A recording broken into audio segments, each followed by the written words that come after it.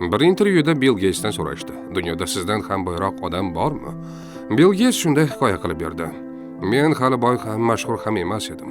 Nyu-York aeroportida gazeta sotib olmoqchi bo'ldim, lekin yonimda pul yo'q edi. Gazeta sotuvchisi menga gazetani bepul berdi. Oradan bir necha yil o'tib, yana o'sha aeroportda bo'ldim va o'sha sotuvchini qidira boshladim. Uni topganimda undan so'radim. Siz meni taniysizmi? U javob berdi.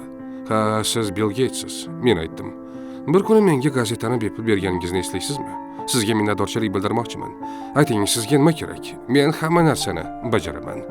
Lekin sotuvchi kulib, "Janob, sizning yordamingiz mening yordamim bilan tenglasha olmasligini o'ylamayapsizmi?" Men hayron bo'lib so'radim. "Nega?" U javob berdi. "Men sizga yordam berganimda oddiy gazeta sotuvchi edim. Siz esa menga endi dunyoning eng boy odami bo'lganingizdan keyin yordam bermoqchisiz." O'sha kuni men tushundim. Bu gazeta sotuvchisi mendan boyroq edi, chunki u boyib ketishni kutmasdan boshqalarga yordam berishni bilardi.